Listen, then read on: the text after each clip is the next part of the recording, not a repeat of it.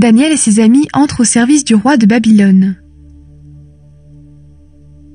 La 3e année où Joachim est roi de Juda, Nabuchodonosor, le roi de Babylone, vient attaquer Jérusalem. Le Seigneur livre Joachim, le roi de Juda, au pouvoir de Nabuchodonosor, et il le laisse prendre une partie des ustensiles sacrés du temple de Dieu. Nabuchodonosor emmène des prisonniers à Babylone, et il met les ustensiles dans le temple de ses dieux, dans la salle du trésor. Ensuite, le roi donne cet ordre à Ashipénaz, le chef du personnel. Parmi les Israélites, choisis quelques garçons de la famille du roi ou de familles nobles. Ces jeunes gens ne doivent avoir aucun défaut physique. Ils doivent être beaux, remplis de sagesse, instruits et intelligents. Ainsi, ils pourront entrer à mon service dans mon palais. Ils apprendront l'écriture et la langue des Babyloniens. Chaque jour, ils recevront la même nourriture et le même vin que moi. Leur instruction durera 3 ans. Ensuite, ils entreront à mon service. Parmi les jeunes gens choisis, il y a Daniel, Anania, Michaël et Azaria. Ils sont de la tribu de Juda. Le chef du personnel leur donne de nouveaux noms. Daniel reçoit le nom de Beltassar, Anania celui de Shadrach, Michaël reçoit le nom de Méshach et Azaria reçoit celui d'Abed-Négo. Daniel est bien décidé à ne pas devenir impur en mangeant de la nourriture du roi et en buvant de son vin. Alors il demande au chef du personnel de ne pas l'obliger à devenir impur. Dieu permet que le chef du personnel accepte la demande de Daniel avec bonté et compréhension. Mais il répond à Daniel : « C'est le roi lui-même qui a décidé ce que vous devez manger et boire, toi et tes amis. J'ai peur d'une chose, vous n'aurez peut-être pas aussi bonne mine que les autres jeunes gens de votre âge. Si le roi voit cela, je risque d'être tué à cause de vous. » Le chef du personnel a demandé à un serviteur de s'occuper de Daniel, Anania, Michaël et Azaria. Daniel dit à cet homme : « S'il te plaît, fais un essai avec nous pendant 10 jours. Donne-nous seulement des légumes à manger et de l'eau à boire. Ensuite, tu pourras comparer notre mine à la mine des jeunes gens qui mangent comme le roi. À ce moment-là, tu agiras envers nous suivant ce que tu constateras. » Le serviteur accepte cette demande et il fait un essai avec Daniel et ses amis pendant 10 jours. Au bout des 10 jours, ceux-ci ont meilleure mine que tous les jeunes gens qui mangent comme le roi, et ils se portent mieux qu'eux. Alors le serviteur enlève de leur table la nourriture et le vin prévus pour eux. Il leur sert seulement des légumes. Dieu rend ces 4 jeunes gens savants et intelligents en ce qui concerne la littérature et la sagesse. De plus, Daniel sait interpréter les visions et les rêves. Le roi Nabuchodonosor a fixé une date pour qu'on lui présente les jeunes gens choisis. Ce jour-là, le chef du personnel les conduit devant lui. Le roi parle avec eux tous, mais personne n'est comme Daniel, Anania, Michaël et Azaria. Ils entrent donc au service du roi. Le roi leur pose des questions sur des sujets qui demandent de la sagesse et de l'intelligence. Et ils trouvent leurs réponses 10 fois meilleures que celles des devins et des magiciens de son royaume.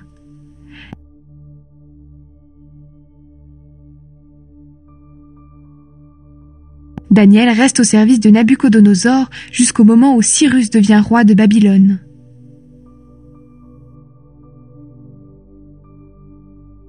Aucun sage de Babylone ne peut expliquer le rêve de Nabuchodonosor. Pendant la 2e année où Nabuchodonosor est roi, il fait un rêve.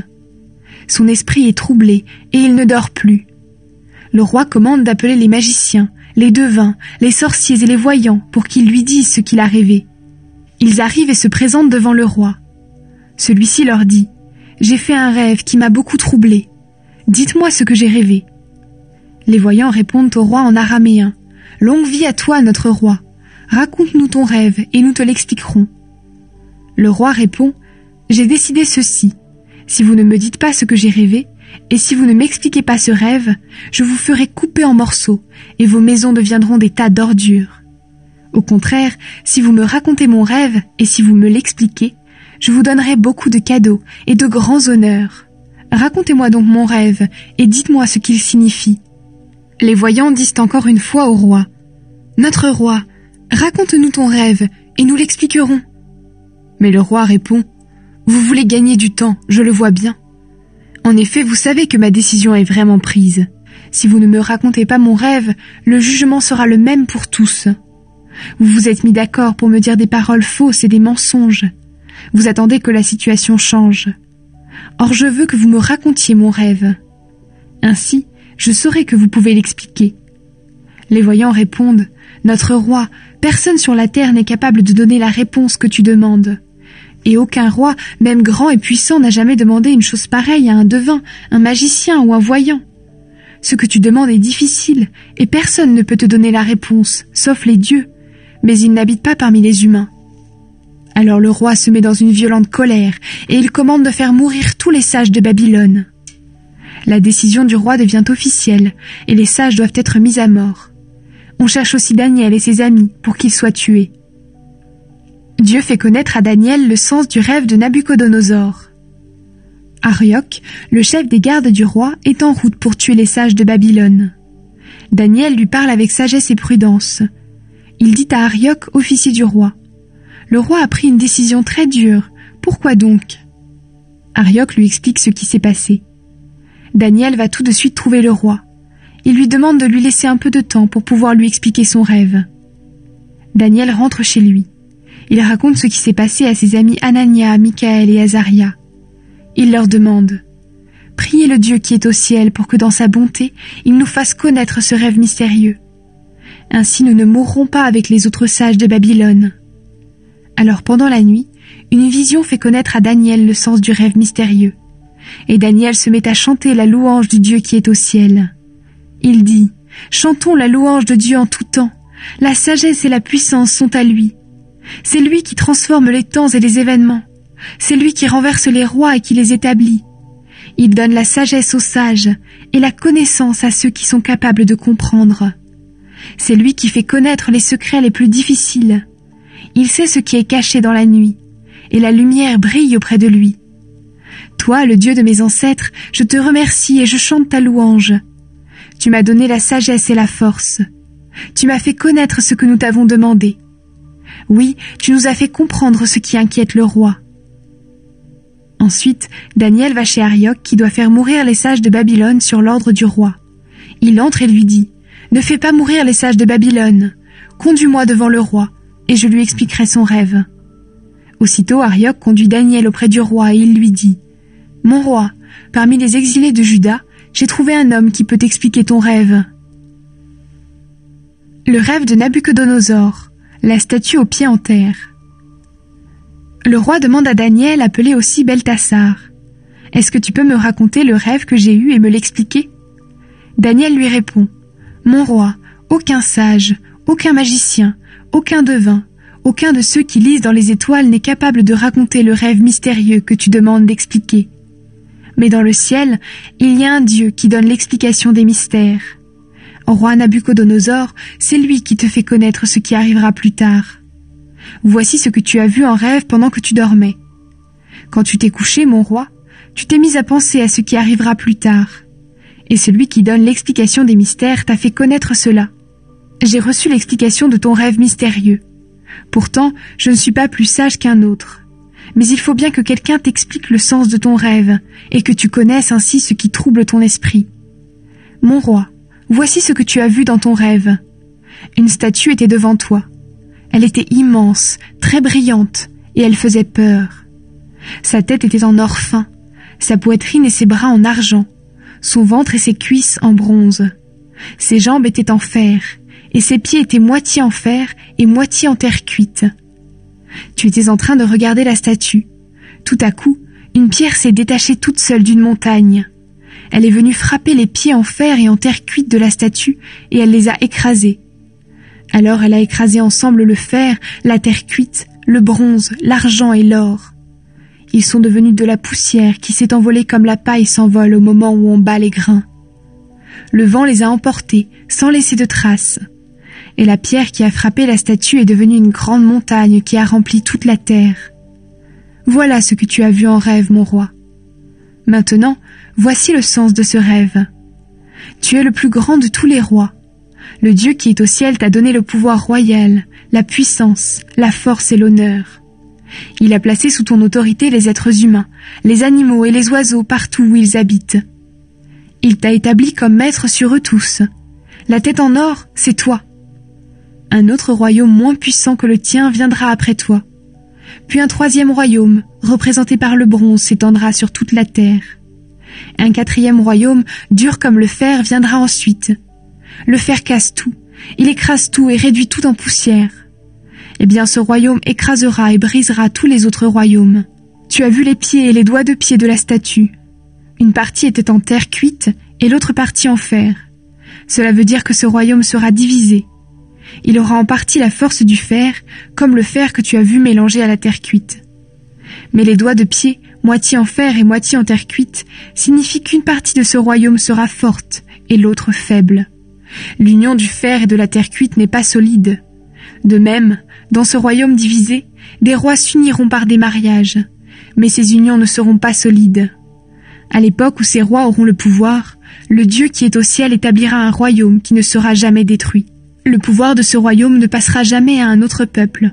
Il écrasera tous les autres royaumes et les détruira. Mais lui, il durera toujours. Tu as vu la pierre qui s'est détachée toute seule de la montagne. Elle a écrasé le fer, le bronze, la terre cuite, l'argent et l'or de la statue. Eh bien, c'est elle qui représente ce royaume. Le grand Dieu t'a fait connaître ce qui arrivera plus tard. Ton rêve représente vraiment la réalité, et mon interprétation est digne de confiance. Alors, le roi Nabuchodonosor s'incline jusqu'à terre devant Daniel pour l'honorer. Il commande de présenter à Daniel des offrandes et du parfum. Puis le roi lui dit « Oui, votre Dieu est le plus grand de tous les dieux. Il est le maître des rois. Il fait comprendre ce qui est mystérieux, puisque tu as pu m'expliquer le mystère de mon rêve. » Ensuite, le roi couvre Daniel d'honneur. Il lui offre beaucoup de cadeaux, des cadeaux magnifiques. Il l'établit comme gouverneur de toute la province de Babylone et comme chef de tous les sages.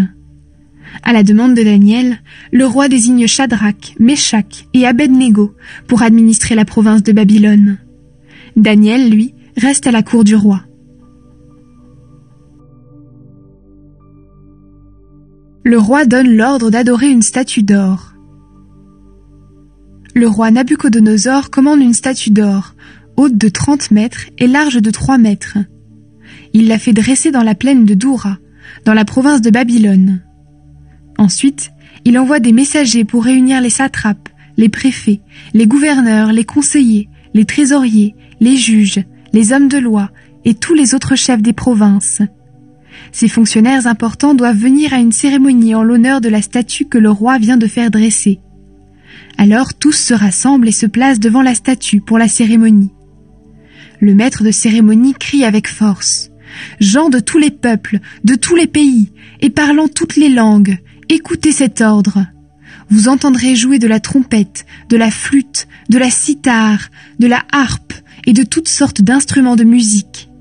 Alors vous vous inclinerez jusqu'à terre et vous adorerez la statue d'or que le roi Nabuchodonosor a fait dresser.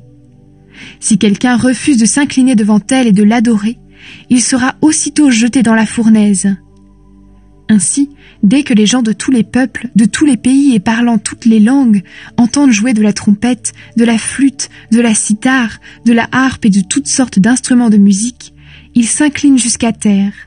Ils adorent la statue d'or que le roi Nabuchodonosor a fait dresser. Les amis de Daniel refusent d'adorer la statue. Aussitôt après, certains Babyloniens viennent accuser les Juifs. Ils disent au roi Nabuchodonosor « Longue vie à toi, notre roi. C'est toi-même, notre roi, qui a donné cet ordre. Chacun devra s'incliner pour adorer la statue d'or dès qu'il entendra jouer de la trompette, de la flûte, de la cithare, de la harpe et de toutes sortes d'instruments de musique. Si quelqu'un refuse de s'incliner et d'adorer la statue, il sera aussitôt jeté dans la fournaise. Notre roi, tu as désigné les Juifs Shadrach, Meshach et Abed-Nego pour administrer la province de Babylone. Eh bien, ces gens-là n'ont pas respecté tes ordres. Ils ne servent pas tes dieux, et ils n'ont pas adoré la statue d'or que tu as fait dresser. » Alors Nabuchodonosor est rempli d'une violente colère. Il commande de lui amener Shadrach, Meshach et Abed-Nego. On les conduit tout de suite devant le roi. Le roi leur dit « J'ai appris que vous refusez de servir mes dieux. Vous n'adorez pas la statue d'or que j'ai fait dresser. Est-ce que c'est vrai ? Vous allez entendre de nouveau le son de la trompette, de la flûte, de la cithare, de la harpe et de toutes sortes d'instruments de musique. Est-ce que vous êtes prêts à vous incliner à ce moment-là pour adorer la statue que j'ai faite ? Si vous ne l'adorez pas, vous serez jeté aussitôt dans la fournaise. Quel est le Dieu qui peut vous délivrer de mon pouvoir ? » Shadrach, Meshach et Abed-Négo répondent au roi Nabuchodonosor. « Notre roi, il n'est pas nécessaire de te répondre là-dessus. Notre Dieu, celui que nous servons, est capable de nous délivrer de cette fournaise et de ton pouvoir, et il nous délivrera, notre roi. Et même s'il ne le fait pas, tu dois savoir ceci, notre roi. Nous ne servirons pas tes dieux, et nous n'adorerons pas la statue d'or que tu as fait dresser. » Nabuchodonosor est très en colère, et son visage devient dur envers Shadrach, Meshach et Abed-Négo. Il commande de chauffer la fournaise 7 fois plus que d'habitude. Ensuite, il donne cet ordre aux soldats les plus forts de son armée. « Attachez Shadrach, Meshach et Abed-Négo, puis jetez-les dans la fournaise. » Aussitôt après, les soldats attachent ces 3 hommes avec leurs costumes, leurs chaussures, leurs chapeaux et tous leurs vêtements, et ils les jettent dans la fournaise. Pour obéir à l'ordre sévère du roi, on a chauffé la fournaise le plus possible. Alors les flammes brûlent complètement les soldats qui sont venus jeter Shadrach, Meshach et Abed-Négo dans le feu. Et Shadrach, Meshach et Abed-Négo tombent tout attachés au milieu de la fournaise. Dieu sauve du feu les amis de Daniel. Soudain, le roi Nabuchodonosor se lève. Il est très étonné et il demande à ses ministres « Est-ce que nous n'avons pas jeté dans la fournaise 3 hommes attachés ?» Les ministres répondent « Mais si, notre roi. » Le roi leur dit « Pourtant, je vois 4 hommes non attachés qui marchent au milieu du feu. Ils n'ont aucune blessure et le 4e ressemble à un être du ciel. » Nabuchodonosor s'approche de l'ouverture de la fournaise. Il crie « Shadrach, Meshach et Abed-Négo, serviteurs du Dieu Très-Haut, sortez et venez !» Ils sortent tous les 3 du milieu du feu. Les satrapes, les préfets, les gouverneurs et les ministres du roi se réunissent pour regarder attentivement les 3 jeunes gens. Le feu n'a pas touché leur corps, leurs cheveux n'ont pas brûlé, leurs vêtements ne sont pas abîmés et ils ne sentent pas l'odeur du feu. Alors le roi se met à dire « Remercions le Dieu de Shadrach, de Meshach et d'Abed-Négo. Ses serviteurs ont eu confiance en lui et ils ont désobéi à mes ordres. Ils ont préféré livrer leur corps au feu plutôt que de servir et d'adorer un autre Dieu que leur Dieu. C'est pourquoi ce Dieu a envoyé son ange pour sauver ses serviteurs. Je donne un ordre qui concerne les gens de tous les peuples, de tous les pays et parlant toutes les langues. Le voici. Si quelqu'un dit du mal du Dieu de Shadrach, de Meshach et d'Abed-Négo, on le coupera en morceaux et sa maison deviendra un tas d'ordures. En effet, aucun autre Dieu ne peut sauver de cette façon. » Ensuite, le roi donne des places d'honneur à Shadrach, Meshach et Abed-Négo dans la province de Babylone. Le 2e rêve de Nabuchodonosor, le grand arbre. Le roi Nabuchodonosor envoie ce message aux gens de tous les peuples, de tous les pays et parlant toutes les langues qui habitent dans le monde entier. Je vous souhaite une grande paix. Il m'a semblé bon d'annoncer les actions extraordinaires et étonnantes que le Dieu Très-Haut a accomplies pour moi. Oui, ces actions sont grandes, elles sont très puissantes. Ce Dieu sera roi pour toujours. Son pouvoir royal durera de génération en génération.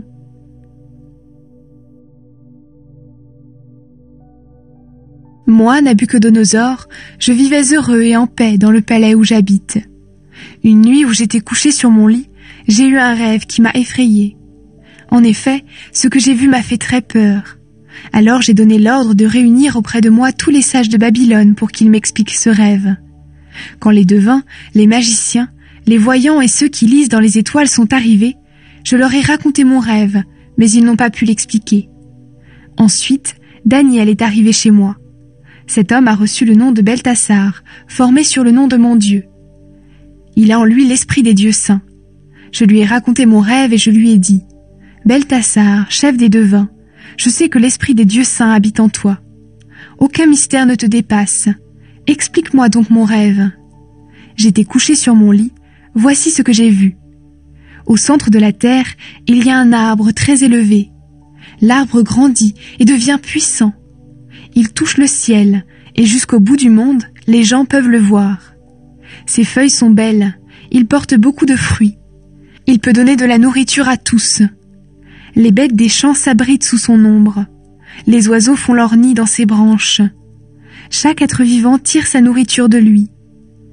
Toujours couché sur mon lit, je vois un ange de Dieu, gardien du monde, descendre du ciel.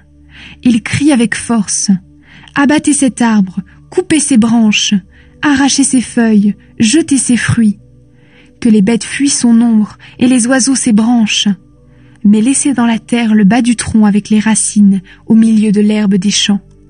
Entourez-le d'une chaîne de fer et de bronze. Que les gouttes de rosée le couvrent, qu'il mange de l'herbe comme les animaux. Que son cœur change pour qu'il ne soit plus une personne humaine, qu'il devienne comme un animal. Ensuite, qu'il reste ainsi pendant 7 ans. Les anges de Dieu, gardiens du monde, font connaître cette décision. Ainsi tous les êtres vivants apprennent que le Dieu Très-Haut est le maître des royaumes humains. Il donne le pouvoir royal à qui il veut, et il peut même le donner au plus simple des hommes. Voilà le rêve que j'ai fait, moi le roi Nabuchodonosor. Toi, Beltasar, explique-moi ce rêve. Aucun sage de mon royaume n'a pu me faire connaître ce qu'il veut dire. Mais toi tu le peux, puisque l'esprit des dieux saints habite en toi. Daniel explique le rêve de Nabuchodonosor. Pendant un moment, Daniel, appelé aussi Beltasar, a très peur, et ses pensées sont troublées.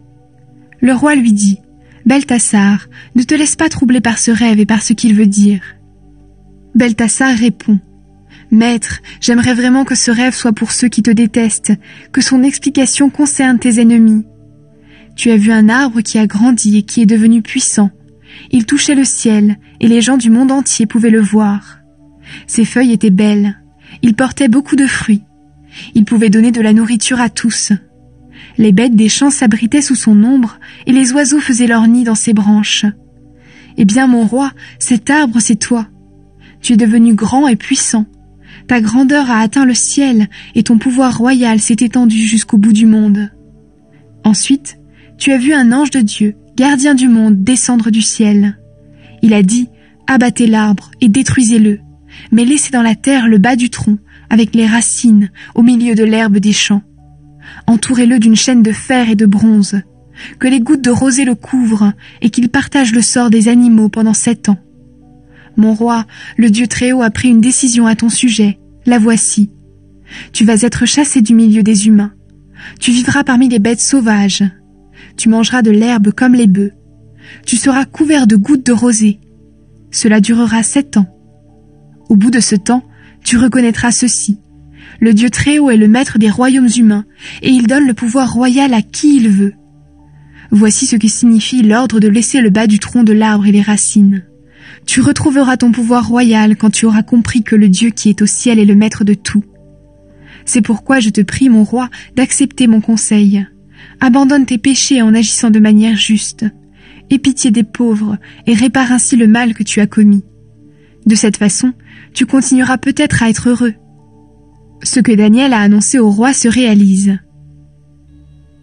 Tout ce que Daniel a annoncé au roi arrive. En effet, 1 an plus tard, le roi se promène sur le toit en terrasse du palais de Babylone. Il dit, « Cette ville est bien la grande Babylone que j'ai bâtie pour en faire ma ville royale. Je l'ai construite grâce à mon immense pouvoir et pour faire honneur à ma grandeur. » Le roi n'a pas encore fini de parler qu'une voix vient du ciel et dit, « Roi Nabuchodonosor, écoute ce message. Le pouvoir royal t'est enlevé. Tu vas être chassé du milieu des humains. Tu vivras parmi les bêtes sauvages et tu mangeras de l'herbe comme les bœufs. Cela durera 7 ans. Au bout de ce temps, tu reconnaîtras ceci. Le Dieu Très-Haut est le maître des royaumes humains et il donne le pouvoir royal à qui il veut. » Cette parole se réalise aussitôt. Nabuchodonosor est chassé du milieu des humains. Il mange de l'herbe comme les bœufs. Son corps est couvert de gouttes de rosée. Ses cheveux poussent comme les plumes de l'aigle et ses ongles sont aussi longs que des griffes d'oiseaux. Le roi Nabuchodonosor guérit. Plus tard, Nabuchodonosor dit, « À la fin des 7 années, je lève les yeux vers le ciel et je retrouve l'intelligence. Alors je remercie le Dieu Très-Haut. Je chante sa louange et je rends gloire à celui qui vit pour toujours. Son pouvoir royal n'a pas de fin. Il est roi de génération en génération. Les habitants de la terre ne sont rien devant lui. Il traite comme il veut les habitants du ciel et les habitants de la terre. Personne ne peut s'opposer à son pouvoir ni lui dire « Qu'est-ce que tu fais ?» À ce moment-là, je retrouve l'intelligence. Je retrouve aussi l'honneur et la grandeur qui montrent mon immense pouvoir. Mes ministres et mes fonctionnaires importants viennent me chercher. Je retrouve mon pouvoir royal et je reçois encore plus d'honneur qu'avant. C'est pourquoi maintenant, moi, Nabuchodonosor, je chante la louange du roi qui est au ciel. J'annonce sa grandeur et je lui rends gloire. Il agit toujours avec vérité et justice. Il a même le pouvoir d'abaisser les orgueilleux.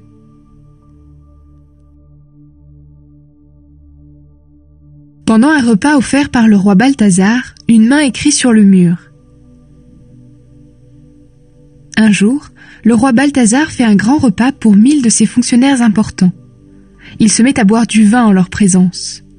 Quand il a goûté le vin, il commande d'apporter les coupes d'or et d'argent que son père Nabuchodonosor a prises dans le temple de Jérusalem. Il veut s'en servir pour boire avec ses fonctionnaires importants, ses femmes de 2e rang et ses autres femmes. Les serviteurs apportent donc les coupes d'or venant du temple de Dieu à Jérusalem. Le roi les prend pour boire du vin avec tous ceux qui sont là. Quand tous ont fini de boire, ils chantent les louanges des dieux d'or et d'argent, de bronze et de fer, de bois et de pierre. Tout à coup, une main humaine apparaît près du porte-lampe. Elle se met à écrire sur le mur blanc du palais royal, et le roi voit cette main en train d'écrire. Alors son visage devient très pâle, son esprit est troublé. Il perd son assurance et il tremble de tout son corps. En criant très fort, il donne l'ordre de faire venir les sages de Babylone, les magiciens, les voyants et ceux qui lisent dans les étoiles. Il leur dit « Si quelqu'un peut lire ce qui est écrit et m'expliquer ce que cela signifie, je lui ferai porter des vêtements magnifiques. Je lui ferai mettre un collier d'or autour du cou, et il deviendra un des principaux gouverneurs du royaume. » Les sages au service du roi entrent tous. Mais ils ne peuvent pas lire ce qui est écrit pour expliquer au roi ce que cela signifie. Le roi Balthazar a très peur et il devient encore plus pâle. Ses fonctionnaires importants aussi sont troublés. Daniel explique ce qui est écrit sur le mur. La mère du roi entend les cris de son fils et des fonctionnaires importants. Elle entre dans la salle à manger et elle dit au roi « Longue vie à toi, mon roi, que tes pensées ne te troublent pas et que ton visage retrouve sa couleur. Dans ton royaume, il y a un homme en qui habite l'esprit des dieux saints. Quand ton père vivait, cet homme a montré une intelligence claire et une sagesse semblable à la sagesse des dieux. C'est pourquoi ton père, le roi Nabuchodonosor, l'a établi comme chef des devins, des magiciens, des voyants et de ceux qui lisent dans les étoiles. Il possède un esprit extraordinaire, il sait juger de tout et il est intelligent. Il sait aussi expliquer les rêves, comprendre les questions compliquées, trouver des solutions aux problèmes difficiles. Fais donc venir Daniel, à qui ton père a donné le nom de Beltassar. Il t'expliquera ce qui est écrit sur le mur. » Daniel est conduit auprès du roi, et celui-ci lui demande « Est-ce que tu es Daniel, ce juif exilé que le roi, mon père, a fait venir de Juda ? Voici ce que j'ai entendu dire. L'esprit des dieux habite en toi, et tu possèdes une intelligence claire et une sagesse extraordinaire. J'ai fait venir des sages et des magiciens pour lire ce qui est écrit sur le mur. Je voulais qu'ils me l'expliquent, mais ils n'ont pas pu. J'ai appris que toi, tu es capable de comprendre les questions obscures et de trouver des solutions aux problèmes difficiles. Si tu peux lire ce qui est écrit ici, et si tu me l'expliques, je te ferai porter des vêtements magnifiques. Je te ferai mettre un collier d'or autour du cou, et tu deviendras un des principaux gouverneurs du royaume. » Daniel répond au roi « Je t'en prie, garde tes cadeaux pour toi, ou donne-les à d'autres. Moi, je vais te lire ce qui est écrit et t'expliquer ce message. Mon roi, le Dieu Très-Haut a fait de ton père Nabuchodonosor un grand roi, puissant et glorieux. À cause de la grandeur que Dieu lui avait donnée, les gens de tous les peuples, de tous les pays et parlant toutes les langues tremblaient de peur devant lui. Il faisait mourir ou laisser vivre qui il voulait. Il élevait ou abaissait qui il voulait. Mais il est devenu orgueilleux, et l'orgueil a fermé son cœur. Alors il a été renversé de son siège royal et il a perdu son honneur. Il a été chassé du milieu des humains, et il est devenu comme les bêtes. Il habitait parmi les ânes sauvages, il mangeait de l'herbe comme les bœufs. Son corps était couvert de gouttes de rosée.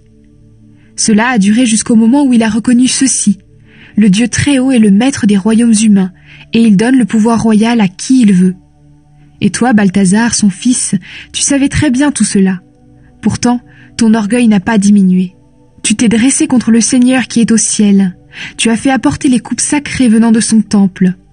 Vous les avez prises pour boire du vin, toi, tes fonctionnaires importants, tes femmes de 2e rang et tes autres femmes. De plus, tu as chanté les louanges des dieux d'argent et d'or, de bronze et de fer, de bois et de pierre. Pourtant, ces dieux ne voient pas, ils n'entendent pas, Ils ne comprennent rien. Tu n'as pas rendu gloire au Dieu qui tient ta vie en son pouvoir et qui la conduit. C'est pourquoi Dieu a envoyé une main pour écrire les mots que tu as vus. Les voici. Mener, mener, tekel et parsin. Et voici ce qu'ils veulent dire. Mener veut dire compter. Dieu a compté les jours de ton pouvoir royal et il a décidé sa fin. Tekel veut dire peser. Tu as été pesé sur une balance et ton poids n'a pas été jugé suffisant. Perès veut dire diviser. Ton royaume a été divisé pour être livré aux Mèdes et aux Perses.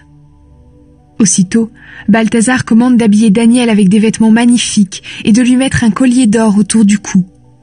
Il fait annoncer que Daniel devient un des principaux gouverneurs du royaume. La nuit suivante, Balthazar, roi de Babylone, est tué.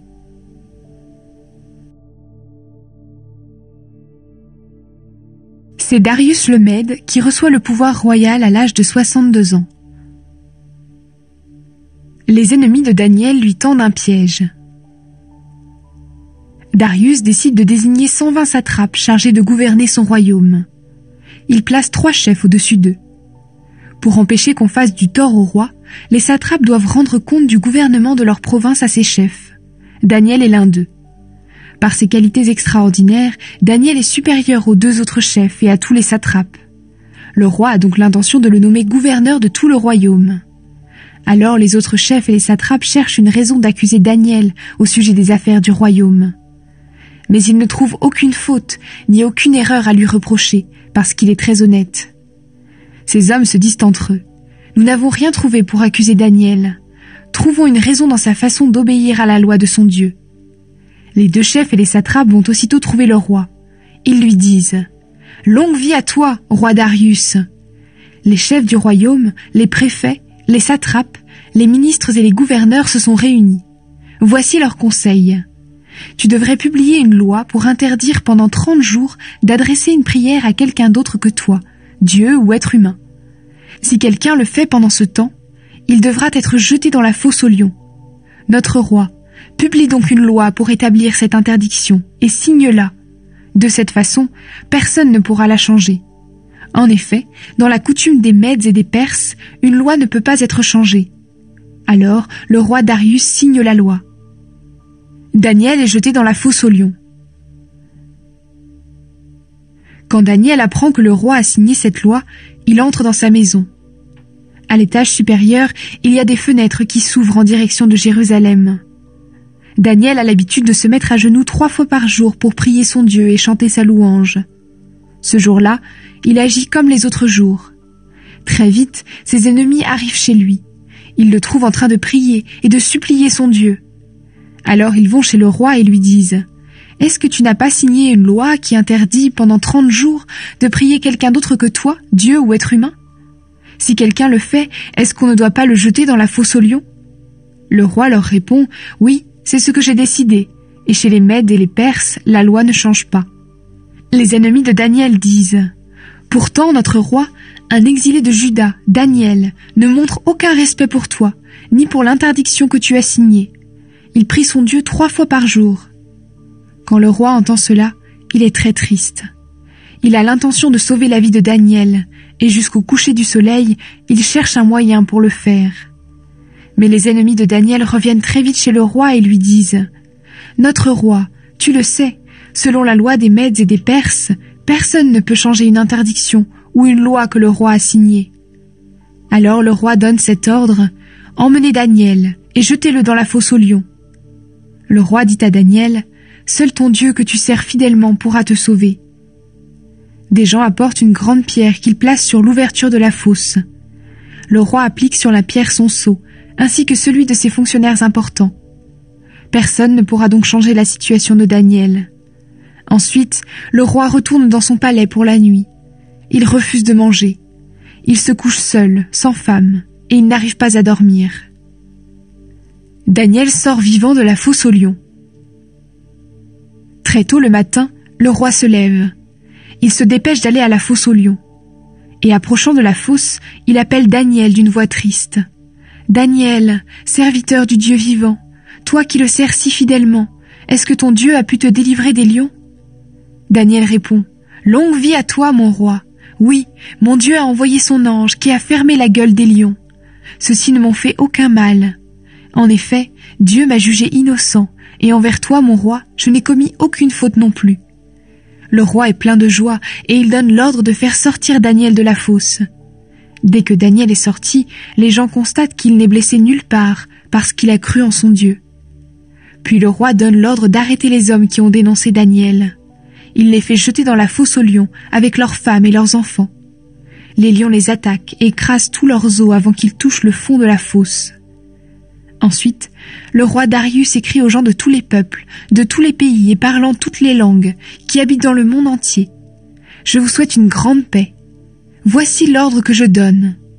Dans tout le royaume qui est sous mon pouvoir, tous doivent trembler de peur devant le Dieu de Daniel et le respecter. C'est lui le Dieu vivant, il existe pour toujours. Il est roi pour toujours, son pouvoir n'aura pas de fin. Il délivre et il sauve.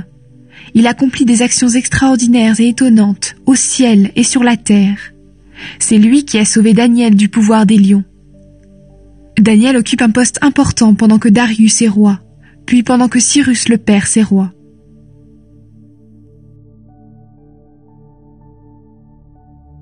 Première vision de Daniel, les 4 bêtes.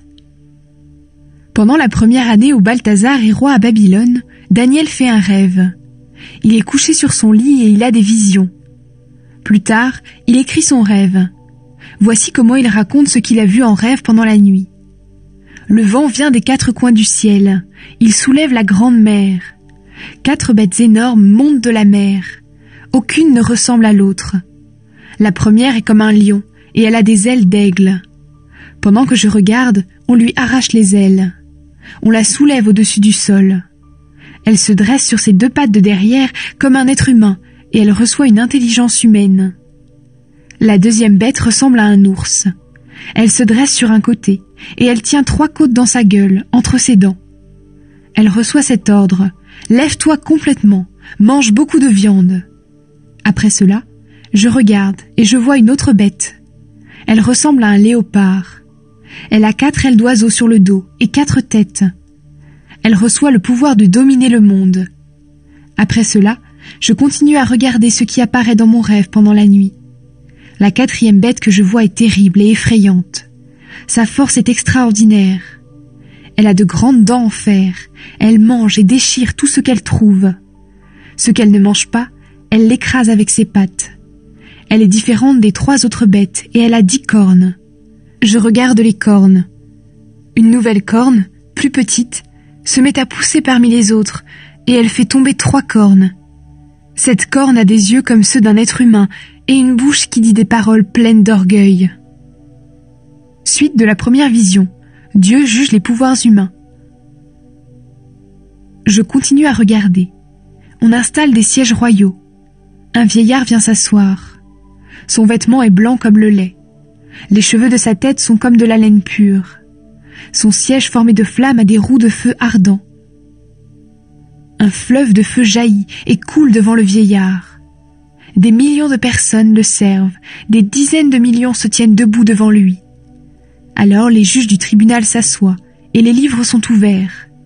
Je regarde toujours parce que la petite corne fait beaucoup de bruit en disant des paroles pleines d'orgueil. Pendant que je regarde, la 4e bête est tuée. On détruit son corps en le jetant dans un feu violent. Les autres bêtes perdent leur pouvoir, mais elles peuvent encore vivre pendant un certain temps, jusqu'à une date fixée. Je continue à regarder ce qui m'apparaît pendant la nuit. Un être semblable à un homme arrive avec les nuages du ciel. Il avance vers le vieillard et il est conduit devant lui. Il reçoit la puissance, la gloire et le pouvoir d'un roi.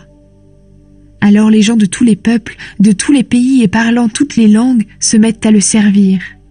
Sa puissance est une puissance qui dure toujours et qui n'aura pas de fin. Son royaume ne sera jamais détruit. Explication de la première vision. Moi, Daniel, je suis très inquiet à cause de ce que je vois. En effet, c'est effrayant. Je m'approche de quelqu'un qui se tient là et je lui demande « Qu'est-ce que tout cela signifie vraiment ?» Il me donne cette explication. Les 4 bêtes énormes représentent 4 rois qui apparaîtront sur la terre. Après eux, Le peuple qui appartient au Dieu Très-Haut recevra un pouvoir royal qu'il gardera sans fin et pour toujours. Ensuite, je veux comprendre ce que représente la quatrième bête, qui est différente des trois autres. Elle est effrayante avec ses dents de fer et ses griffes de bronze. Elle mange et elle déchire tout ce qu'elle trouve. Ce qu'elle ne mange pas, elle l'écrase avec ses pattes. Je demande aussi ce que représentent les 10 cornes que cette bête a sur la tête. Que représente la corne qui s'est mise à pousser et qui a fait tomber 3 cornes? Cette corne a des yeux et une bouche qui dit des paroles pleines d'orgueil. Elle semble plus grande que les autres. Je la regarde. Elle fait la guerre au peuple qui appartient à Dieu, et elle est en train de gagner le combat contre lui. Mais le vieillard s'avance, et il rétablit la justice pour le peuple qui appartient au Dieu Très-Haut. Quand c'est le moment, ce peuple reçoit un pouvoir royal. Celui que j'interroge m'explique. La quatrième bête représente un 4e royaume sur la terre. Il est différent de tous les autres. Ce royaume mangera tout ce qui existe sur la terre. Il écrasera tout sous ses pieds et il déchirera tout. Les 10 cornes représentent 10 rois. Ils seront à la tête de ce royaume, l'un après l'autre. Un 11e roi, différent des autres, prendra le pouvoir et il renversera 3 rois. Il parlera contre le Dieu Très-Haut et il fera souffrir le peuple qui lui appartient. Il aura l'intention de changer les jours des fêtes et la loi du peuple de Dieu. Ce peuple sera en son pouvoir pendant 3 ans et demi. Ensuite, il y aura dans le ciel un jugement qui enlèvera le pouvoir à ce royaume. Ainsi, il disparaîtra et sera détruit. Le pouvoir, la puissance et la grandeur de tous les royaumes de la terre seront pour le peuple qui appartient au Dieu Très-Haut. Le pouvoir de ce peuple durera toujours, et tous les royaumes lui obéiront et le serviront. Le récit finit ici. Moi, Daniel, je suis vraiment effrayé par mes pensées. Je deviens très pâle, et je réfléchis à tout cela.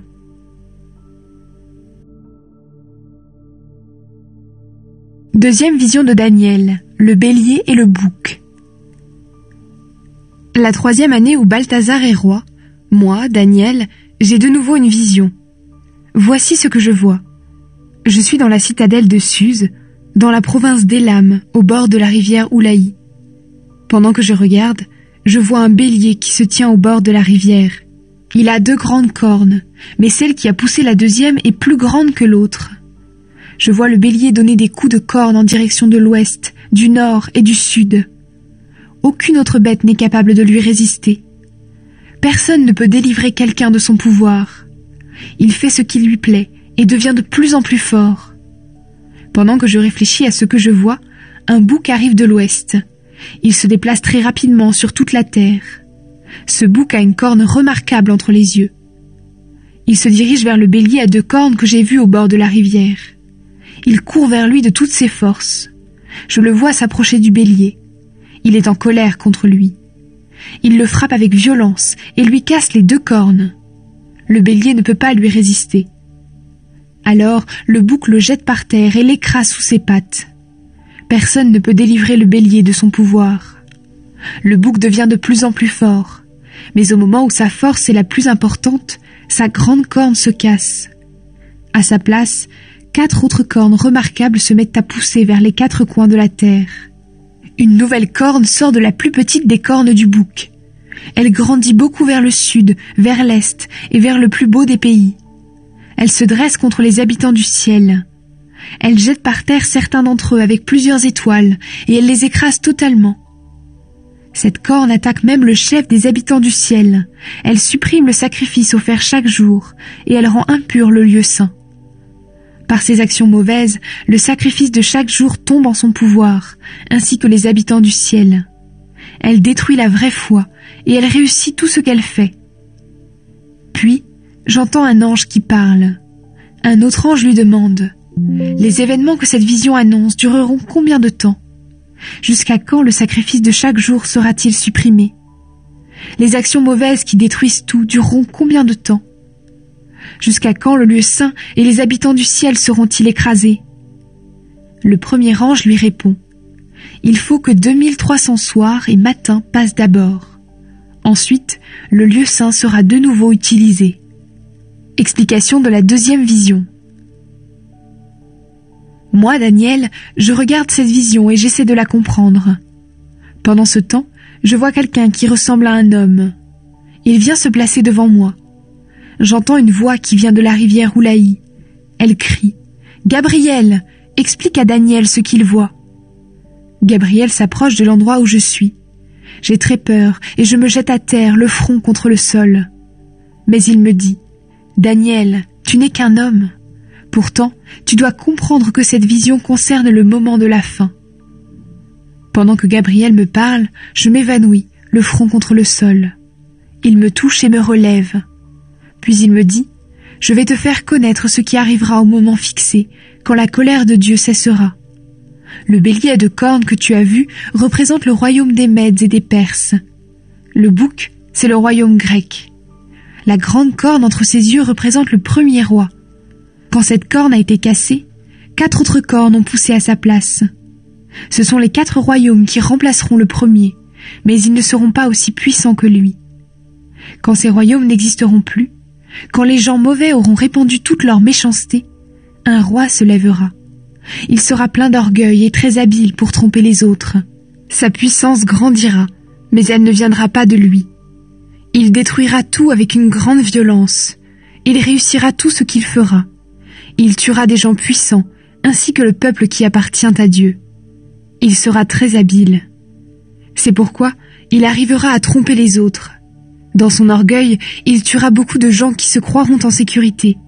Il se lèvera contre le plus grand de tous les chefs. À ce moment-là, il sera détruit. Pourtant, aucun homme n'agira contre lui.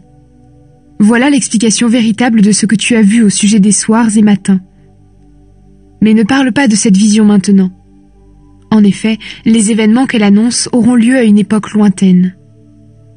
À ce moment-là, moi, Daniel, je m'évanouis, et aussitôt, je suis malade pendant plusieurs jours. Quand je suis guéri, je m'occupe des affaires du roi. Je suis encore troublé par cette vision, parce que je ne la comprends pas.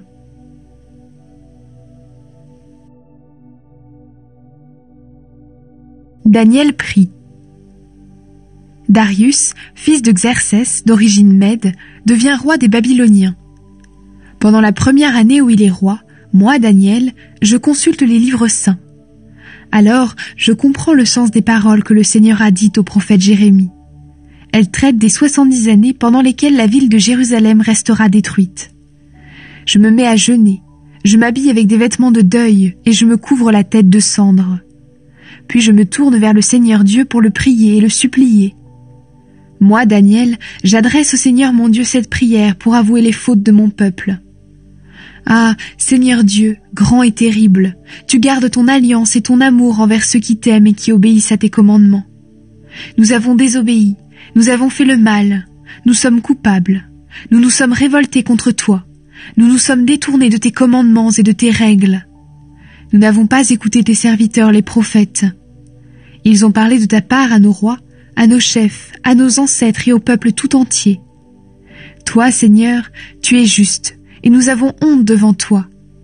Oui, aujourd'hui, les habitants de Jérusalem et tous les gens du royaume de Juda sont couverts de honte, ainsi que tout le peuple d'Israël, ceux qui sont proches et ceux qui sont loin. En effet, beaucoup de gens de notre peuple se trouvent un peu partout dans les pays où tu les as chassés, car ils n'ont pas été fidèles envers toi. Oui, Seigneur, comme nos ancêtres, nous avons honte devant toi, nous, nos rois et nos chefs, car nous avons péché contre toi. Nous nous sommes révoltés contre toi, Seigneur notre Dieu, et pourtant, dans ton amour, tu nous pardonnes. Tu nous as demandé d'obéir aux lois que tu nous donnais par tes serviteurs les prophètes, mais nous ne t'avons pas écouté. Tout le peuple d'Israël a désobéi à ta loi. Il s'est éloigné de toi pour ne pas écouter tes enseignements. Nous avons péché contre toi, notre Dieu. Alors, la malédiction contenue dans la loi de Moïse, ton serviteur, est tombée sur nous. Tu as agi comme tu l'as annoncé à notre sujet et au sujet des chefs qui nous dirigent. Tu as envoyé de grands malheurs sur nous, à Jérusalem. Personne n'a jamais vu des malheurs pareils ailleurs sur la terre. Tous ces malheurs nous sont arrivés selon ce qui est écrit dans la loi de Moïse. Et nous, Seigneur notre Dieu, nous ne t'avons pas supplié de calmer ta colère. Nous ne nous sommes pas éloignés de nos fautes. Nous avons oublié que tu fais vraiment ce que tu dis. C'est pourquoi tu as décidé de faire venir ces malheurs sur nous. En effet, Seigneur notre Dieu, tu es juste dans toutes tes actions, mais nous ne t'avons pas écouté. Seigneur notre Dieu, par ta puissance, tu as fait sortir d'Égypte ton peuple. Ainsi, tu es devenu célèbre jusqu'à aujourd'hui. Mais nous avons désobéi et nous avons mal agi. Seigneur, tu as toujours montré ta fidélité. Alors abandonne ta violente colère contre Jérusalem, ta ville, ta montagne sainte. En effet, à cause de nos péchés et des fautes de nos ancêtres, tous ceux qui nous entourent insultent Jérusalem et ton peuple. Maintenant donc, Seigneur notre Dieu, écoute la prière et les demandes que je t'adresse en te suppliant. À cause de toi-même, Seigneur, regarde avec bonté ton lieu saint qui est détruit. Écoute attentivement, mon Dieu. Ouvre les yeux et regarde notre ville complètement détruite, cette ville qui t'appartient. Quand nous te présentons nos demandes, nous ne le faisons pas parce que nos actions sont justes, mais parce que tu nous aimes avec tendresse. Seigneur, écoute-nous. Seigneur, pardonne-nous. Seigneur, sois attentif. À cause de toi-même, mon Dieu, agis rapidement pour cette ville et ce peuple qui t'appartiennent. L'ange Gabriel explique à Daniel le sens des 70 périodes.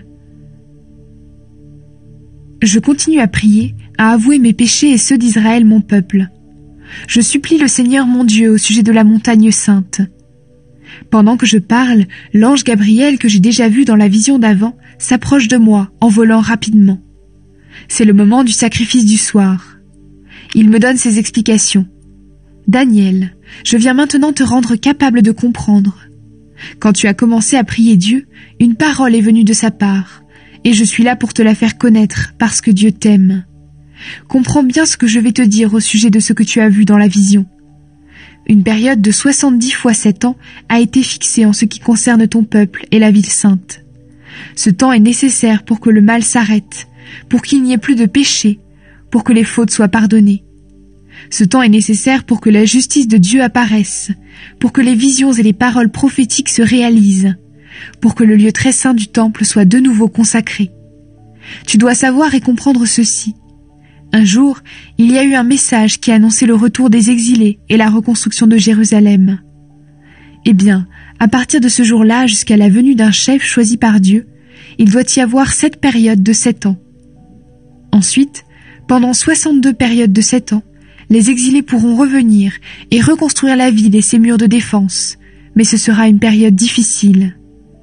À la fin de ces 62 périodes, on tuera un homme consacré et personne ne le défendra. Puis un chef viendra avec son armée détruire la ville et le lieu saint. Pourtant, ce chef finira sous les coups de la colère de Dieu. Mais jusqu'à sa mort, il fera la guerre et il détruira tout comme cela a été décidé. Pendant la dernière période de 7 ans, il obligera beaucoup de gens à faire ce qu'ils ne veulent pas. Après 3 ans et demi, il fera cesser les sacrifices et les offrandes. Cet homme destructeur commettra ses actions horribles avec rapidité, jusqu'à ce que lui-même soit détruit comme cela a été décidé.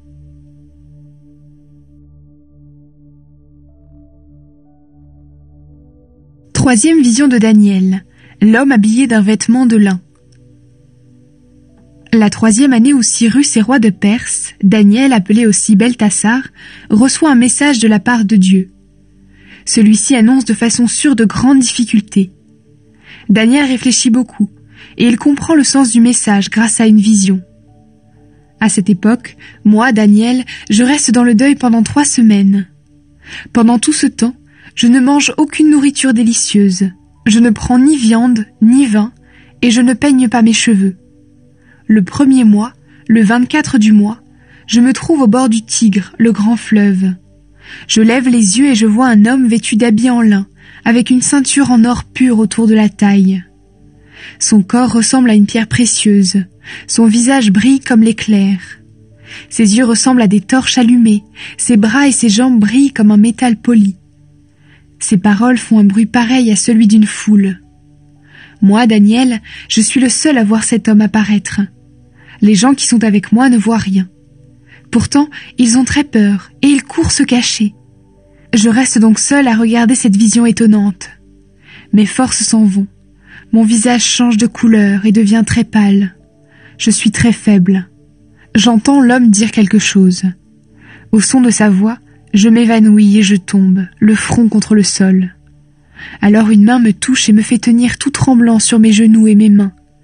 L'homme dit « Daniel, toi que Dieu aime, fais un effort pour comprendre les paroles que je vais te dire. Mets-toi debout, car je suis envoyé auprès de toi maintenant. » En entendant cela, je me relève en tremblant. Il ajoute « N'aie pas peur, Daniel. En effet, tu as voulu comprendre ce qui se passait. Pour cela, tu t'es abaissé devant Dieu. C'est pourquoi, depuis le premier jour, Dieu a entendu ta prière, et je suis venu t'apporter la réponse. Mais l'ange qui protège le royaume des Perses s'est opposé à moi pendant 21 jours.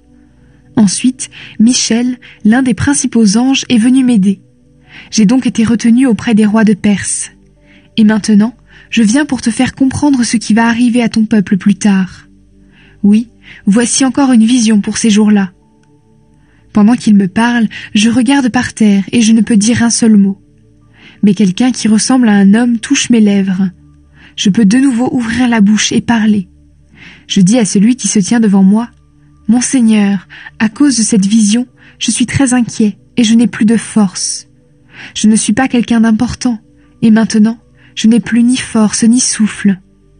Alors, mon Seigneur, comment est-ce que je peux parler à quelqu'un comme toi ?»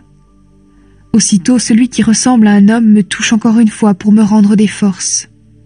L'autre personnage me dit « Toi que Dieu aime, n'aie pas peur, sois en paix, reprends courage, retrouve tes forces. » Pendant qu'il me parle, mes forces reviennent et je dis « Mon Seigneur, tu peux me parler parce que tu m'as rendu des forces. » Il me demande alors « Est-ce que tu sais pourquoi je suis venu auprès de toi ? Je suis venu t'annoncer ce que dit le livre où la vérité est écrite. Pourtant, je dois encore combattre l'ange qui protège la Perse. Au moment où je pars là-bas, l'ange qui protège la Grèce arrive. Et personne ne m'aide à lutter contre ces deux ennemis, sauf Michel, l'ange qui protège Israël.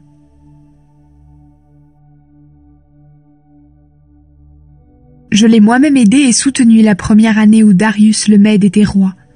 Et maintenant, je vais te dire de façon sûre ce qui va arriver. La guerre entre les rois du Nord et du Sud. 3 rois viendront l'un après l'autre à la tête de la Perse. Un 4e viendra ensuite. Il aura plus de richesses que tous les autres. Quand ces richesses l'auront rendu puissant, il fera tout pour attaquer le royaume grec. Mais un roi guerrier viendra à la tête de la Grèce. Il aura un grand pouvoir et il fera ce qui lui plaît. Pourtant, quand son pouvoir sera bien établi, son royaume se brisera. Il sera divisé en 4 parties aux 4 coins de la terre, mais non pas entre ses fils. En effet, le pouvoir royal sera partagé entre d'autres hommes, mais leur pouvoir ne sera pas aussi puissant que le sien. Celui qui sera roi au sud deviendra fort, mais l'un de ses généraux sera plus fort que lui, et son pouvoir sera plus étendu que le sien. Après quelques années, ils passeront un accord.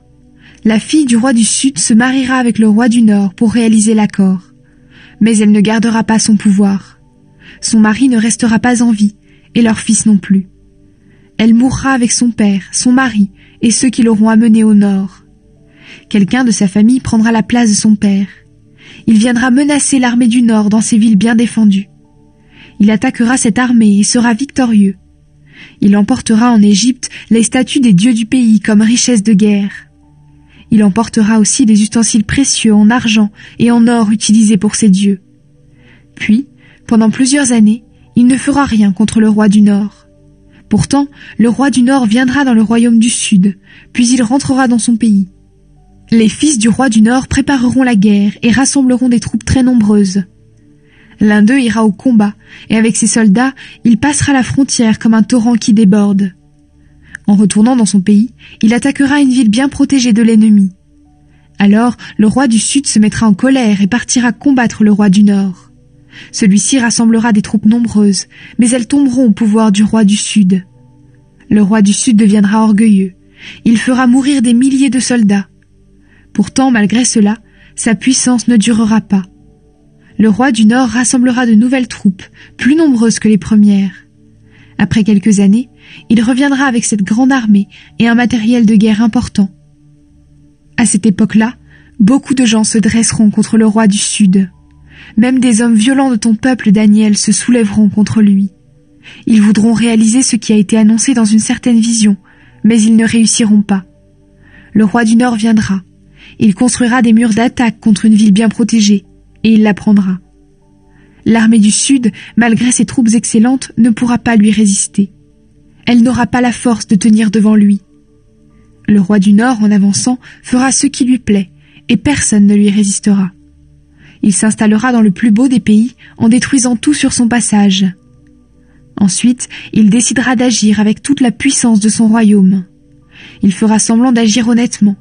Il donnera sa fille en mariage au roi du Sud pour arriver à détruire le pays de son ennemi. Mais son projet ne réussira pas. Puis le roi du Nord s'intéressera aux régions de la côte et il en prendra plusieurs. Mais un chef militaire étranger détruira son orgueil et lui fera subir les conséquences de son attitude. Alors, le roi du Nord s'occupera des villes bien protégées de son pays. Mais cela ne lui servira à rien. Il mourra et on ne le verra plus.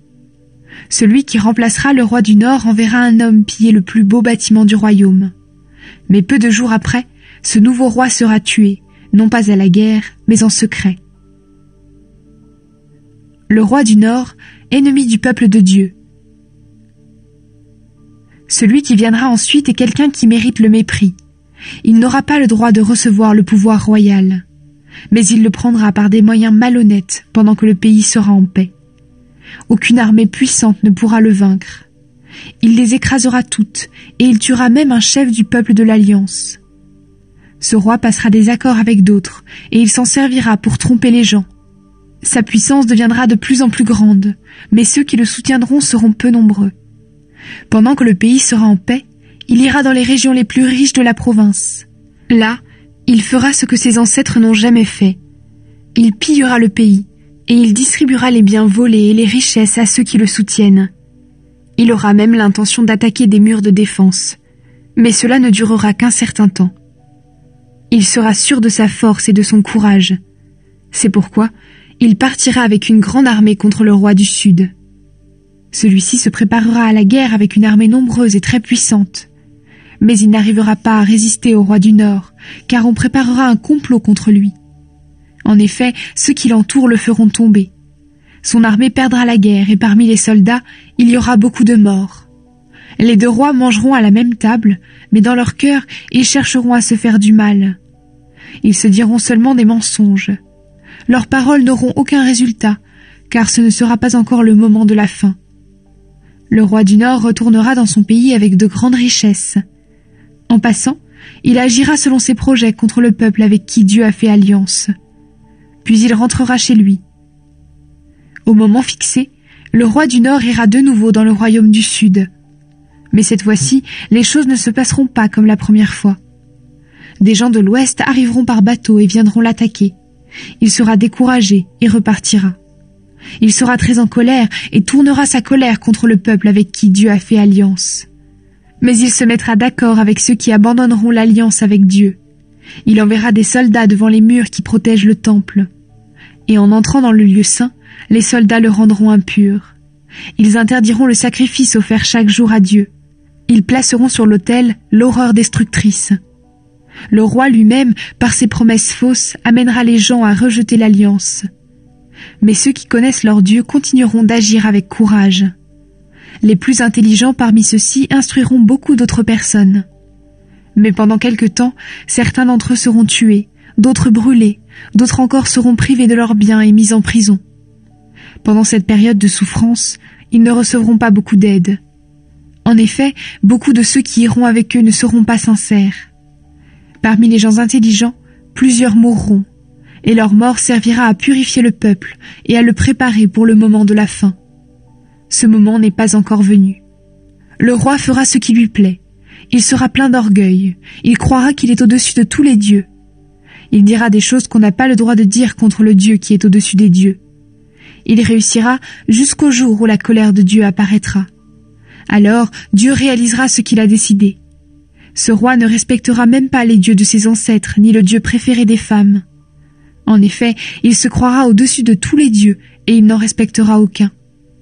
À la place, il honorera le Dieu qui protège les villes, un Dieu que ses ancêtres n'ont pas connu. Il lui offrira de l'or, de l'argent, des pierres précieuses et d'autres objets de valeur. Il attaquera les villes bien défendues avec l'aide de ce Dieu étranger. Il couvrira d'honneur ceux qui acceptent ce Dieu comme maître. Il les désignera comme chefs d'un grand nombre de gens et il leur donnera des terres pour les récompenser. Quand ce sera le moment de la fin, le roi du Sud attaquera le roi du Nord, mais celui-ci se lancera contre le roi du Sud avec ses chars, ses cavaliers et de nombreux bateaux. Il entrera avec son armée dans plusieurs pays. Il traversera les frontières comme un torrent qui déborde. Il pénétrera dans le plus beau des pays, et beaucoup de gens mourront. Mais les habitants d'Édom, de Moab et les chefs des Ammonites échapperont à ses coups.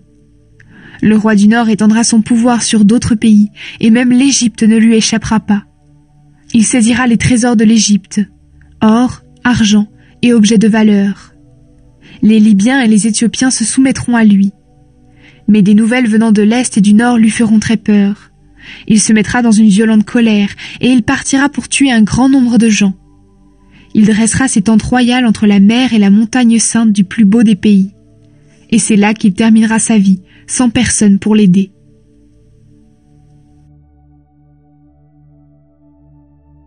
L'annonce d'un réveil de la mort. L'ange me dit encore, « À ce moment-là, Michel, le chef des anges qui protège ton peuple, paraîtra. Ce sera un temps de grande souffrance. Depuis que les nations existent et jusqu'à ce moment-là, il n'y a jamais eu un temps semblable. Alors tous ceux de ton peuple qui ont leur nom écrit dans le livre de Dieu seront sauvés. Beaucoup de gens qui dorment dans la poussière de la tombe se réveilleront. Les uns afin de vivre avec Dieu pour toujours, les autres afin de vivre dans la honte et le malheur pour toujours. Les gens intelligents brilleront comme le ciel de lumière au-dessus de nos têtes. Ils ont montré aux autres comment être fidèles à Dieu, et ils brilleront pour toujours comme les étoiles. Daniel, ces paroles sont un secret. Ne fais pas connaître ce livre avant le moment de la fin. À ce moment-là, beaucoup de gens le liront, et leur connaissance grandira. L'homme vêtu de lin encourage Daniel à résister jusqu'au bout. Pendant que moi, Daniel, je regarde cette vision, 2 autres hommes apparaissent, debout, de chaque côté du fleuve. L'homme qui porte des habits de lin se tient au-dessus de l'eau du fleuve. L'un des 2 hommes lui demande « À quel moment ces faits extraordinaires s'arrêteront-ils » L'homme vêtu d'habits de lin lève les 2 mains vers le ciel et je l'entends dire « Je le jure, au nom du Dieu qui vit pour toujours, ces faits dureront 3 ans et demi. Ils s'arrêteront quand la force du peuple de Dieu sera complètement détruite. » Moi, Daniel, j'entends ces paroles, mais je ne les comprends pas. Alors je demande « Mon Seigneur, comment tout cela finira-t-il » Il me répond « Va en paix, Daniel. Ces paroles doivent rester totalement cachées jusqu'au moment de la fin. Beaucoup de gens seront purifiés, préparés, lavés par les souffrances. Les gens mauvais ne pourront pas comprendre et continueront à faire le mal. Mais les gens intelligents comprendront ce qui arrive. À partir du moment où on ne pourra plus offrir à Dieu le sacrifice de chaque jour et où l'horreur destructrice sera placée sur l'autel, il y aura 1290 jours. Ils seront heureux, ceux qui réussiront à attendre 1335 jours. Et toi, Daniel, reste fidèle jusqu'au bout. Alors tu pourras te reposer, puis tu te relèveras pour recevoir ta récompense à la fin des temps.